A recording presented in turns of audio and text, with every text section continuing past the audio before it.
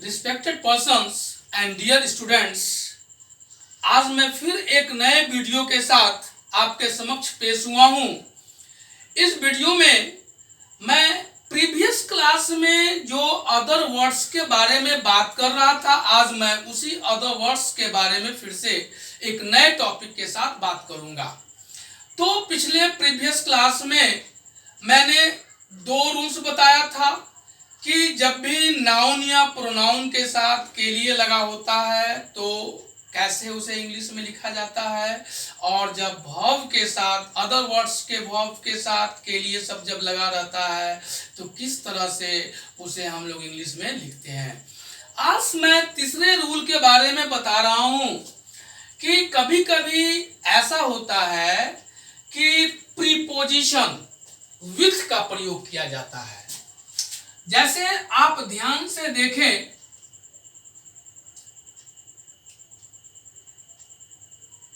Sentence में noun या pronoun के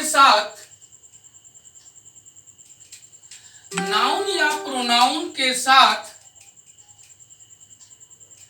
ये साथ शब्द का प्रयोग किया जाता है। ये साथ शब्द का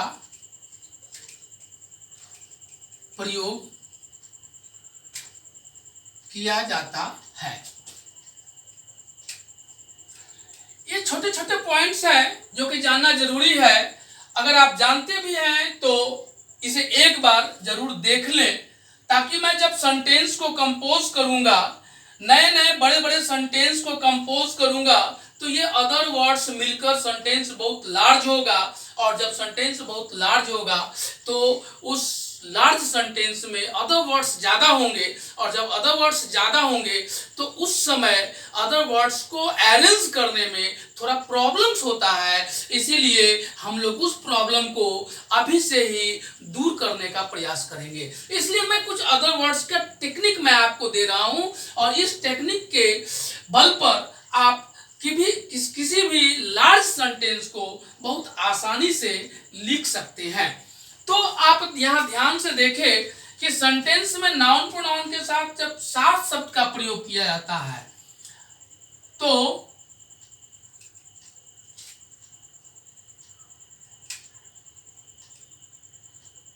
उसे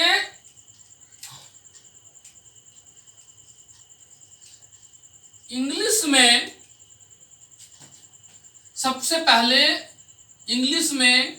सबसे पहले विथ प्रीपोजिशन का यूज किया जाता है। उसके बाद नाउन या प्रोनाउन का यूज किया जाता है। बट हमारा ये प्रोनाउन जो है ये ऑब्जेक्टिव केस में होना चाहिए। ऑब्जेक्टिव केस में होना चाहिए, क्योंकि आपको पता है कि ऑब्जेक्टिव केस किसी भी प्रीपोजिशन के साथ हमेशा ऑब्जेक्टिव केस का ही प्रयोग होता है। तो ये विथ हमारा प्रीपोजिशन है, इसीलिए इसके साथ हम लोग जो नाउन प्रोनाउन का यूज करेंगे वो ऑब्जेक्टिव केस में होगा। अब आप ध्यान से देखिए, अब जैसे मैंने एक सेंटेंस बनाया कि मैं उन लोगों के साथ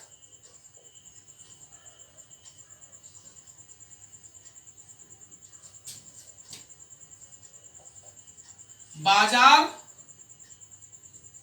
जाता हूं। अभी आप यहां ध्यान से देखें, ये सब्जेक्ट है, ये बाजार ऑब्जेक्ट है, और ये जाना वर्ब है। तो यहां पे ये उन लोगों के साथ जो है ये अदर वर्ड्स हैं। तो अदर वर्ड्स को लिखने के लिए सबसे पहले at first we have to arrange all the words properly. At first I have to write subject, that means I. Then after it shows in simple present tense, so I have to write here, we have not to use helping verb because it shows in simple present tense. Then after I is not third person singular number, So we have to use the first formation of verb I go. अब आप यहां ध्यान से देखो, ये object है, इसीलिए object को हम लोग लिखेंगे आई गो टू द मार्केट। अब उसके बाद इसको हम लोग लिखेंगे विथ। सबसे पहले हम लोग विथ लिखेंगे और विथ लिखने के बाद फिर हम लोग उन लोगों का इंग्लिश देम लिखेंगे, क्योंकि देम ही ऑब्जेक्टिव केस में लिखा जाएगा, इसलिए विथ के साथ देम का यूज होता है। तो ये हमारा सेकेंड रूल, थर्ड रूल हो गया। एक चौथे रूल की बात मैं करता हूं, सिंपली आप ध्यान से देखेंगे, ये पास शब्द, कभी कभी सेंटेंस में पास शब्द का यूज होता है। जैसे देखिए, अगर मान लीजिए मैंने लिखा मेरे पास,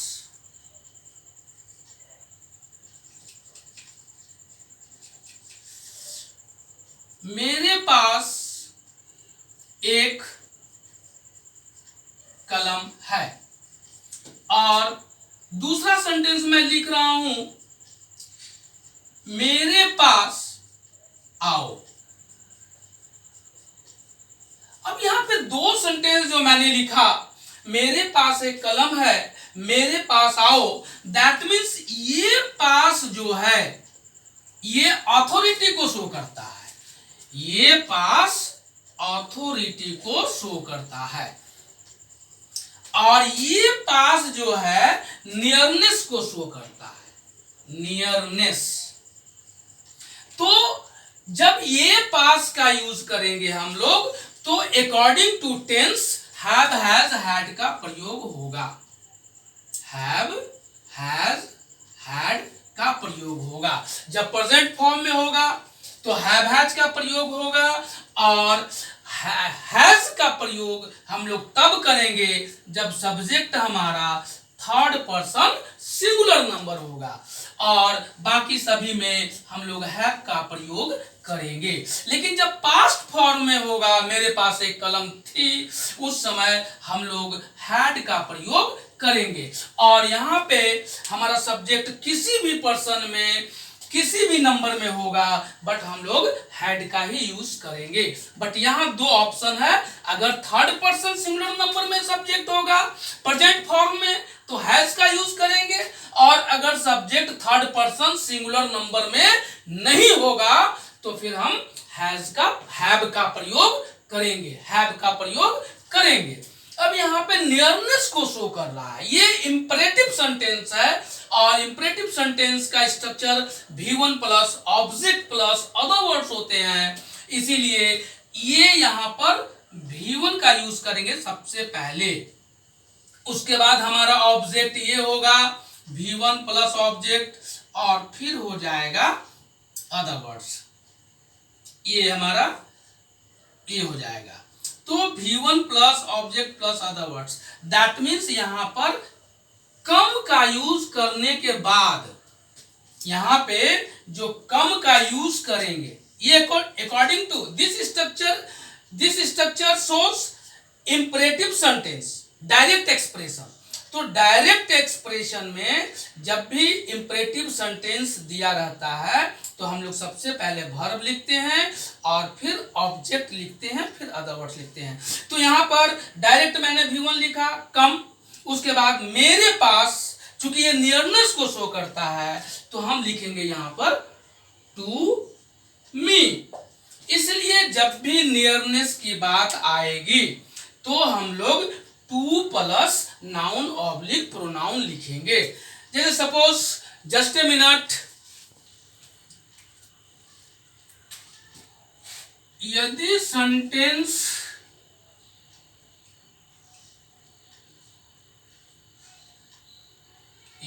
सेंटेंस में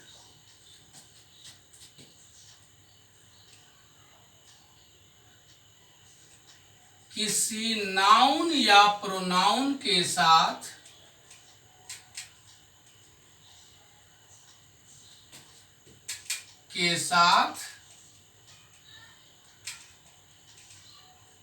पास शब्द का प्रयोग किया जाता है,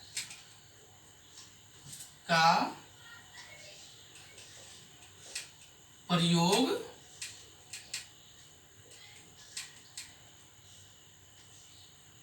किया जाता है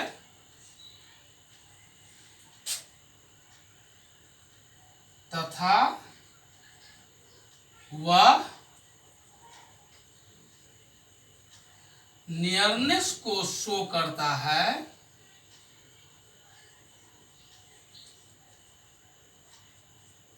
तो उसे इंग्लिश में 2+ noun oblique pronoun objective case लिखा जाता है। ये सपोज वह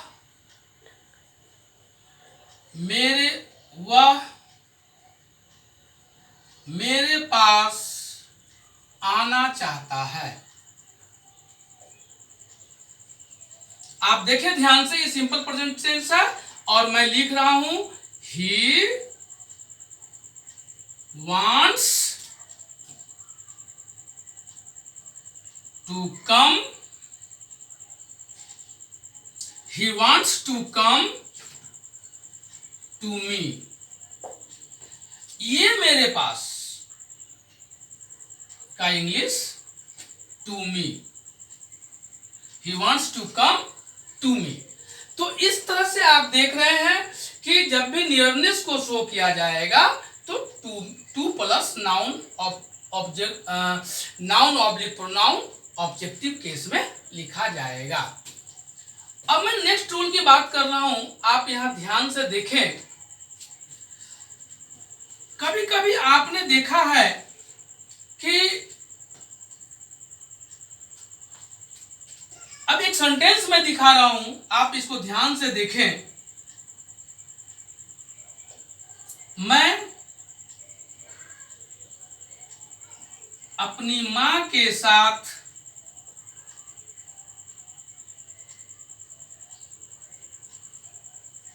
बाजार जाता हूं, या फिर वह अपनी मां के साथ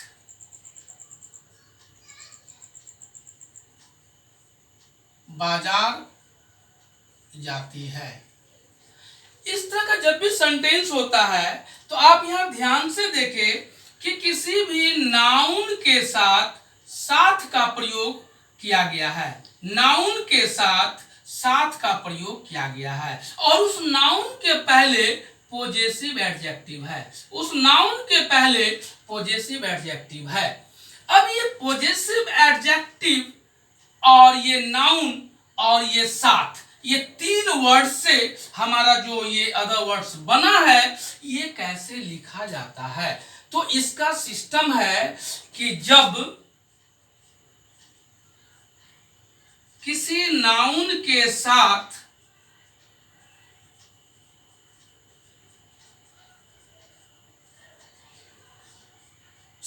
शब्द का प्रयोग हो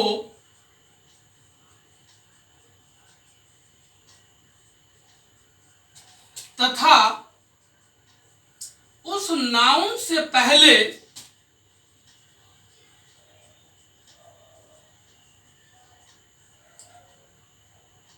पॉजेसिव एडजेक्टिव हो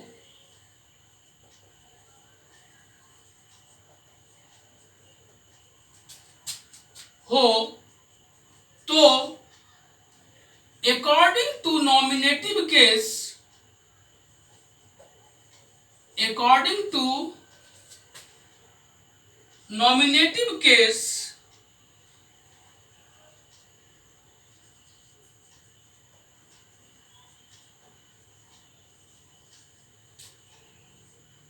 हम लोग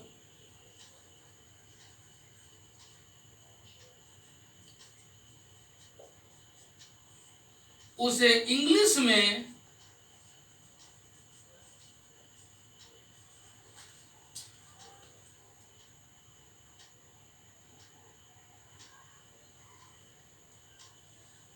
with plus plus possessive adjective plus noun लिखते हैं।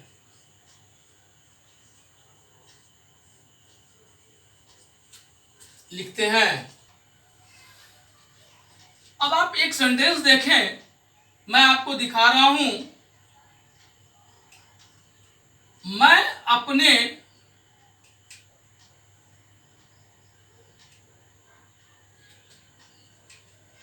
दोस्त के साथ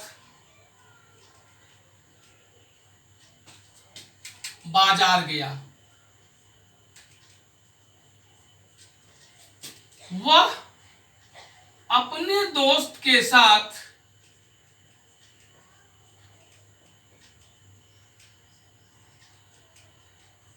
बाजार गया। आप अपने दोस्त के साथ बाजार गए। वे लोग अपने दोस्तों के साथ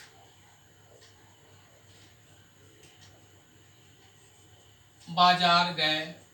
अब यहां पे ध्यान से देखिए, ये सब्जेक्ट, ये वर्ब, ये ऑब्जेक्ट। अभी देखिए मैं लिखता हूं I went to the market. अब यहां पे अपने दोस्त के साथ, आप ध्यान से देखो, यहां पे साथ नाउन के बाद साथ शब्द का प्रयोग किया गया है और नाउन से पहले पॉजेसिव एडजेक्टिव का यूज किया गया है। ये पॉजेसिव एडजेक्टिव हमारा इस नॉमिनेटिव केस पर डिपेंड करता है। इसलिए सबसे पहले हम लोग लिखेंगे विथ, तो मैंने लिखा विथ। उसके बाद ये पॉजेसिव के according to I, that means my हो जाएगा, यानी with my friends. Just like वो अपने दोस्तों के साथ बाजार गया, he went to the market with he के according his friends, with his friend। अब यहां पे देखिए आप है तो मैं लिखूंगी यू, मैं लिखूंगा you went to the market with your friend, क्योंकि यू का पॉजेसिव एडजेक्टिव योर होता है, विथ योर फ्रेंड। उसी तरह से वे लोग अपने दोस्तों के साथ गए, that means they went to the market with their friend, with their friends. इस तरह से आप देख रहे हैं with plus possessive adjective plus noun. इस तरह से हम लोग अदर वर्ड्स में विथ के साथ पॉजेसिव एडजेक्टिव अगर नाउन से पहले हो और नाउन के बाद साथ शब्द लगा हो तो हम इसे इसी तरह से जाते हैं विथ देयर फ्रेंड्स। और ये जो पॉजेसिव एडजेक्टिव होता है वो हमारे नॉमिनेटिव केस के आधार पर डिपेंड करता है। तो इस तरह से आज का वीडियो मैं यही फिनिश कर रहा हूं और अगले वीडियो में मैं फिर और कुछ रूल्स बताऊंगा। और इस तरह से जब अदर वर्ड्स लिखने का सिस्टम आप जान जाएंगे तो सेंटेंस को कंपोज करने में आपको कोई प्रॉब्लम नहीं होगा और आप बहुत आसानी से किसी भी लंबे सेंटेंस को, जब आप उसका एक्शन और टाइम के अकॉर्डिंगली जब स्ट्रक्चर जान जाएंगे तो किसी भी लंबे सेंटेंस को आसानी से कंपोज कर सकते हैं। इसीलिए ये अदर वर्ड्स का जानना बहुत ही जरूरी है। It's very very very necessary to learn such type of this facts, then after you can compose any sentence into English in easy way, that's all। और जाते जाते मैं आपको फिर से एक बात याद दिला दे रहा हूँ, याद तो आपको रहता ही है बट पता नहीं आप मेरे साथ कुछ सहानुभूति पूर्वक काम कर दें तो बहुत अच्छा रहेगा। दैट मीन्स मेरा इशारा वही है कि आप प्लीज़ लाइक और सब्सक्राइब अवश्य करेंगे। That's all.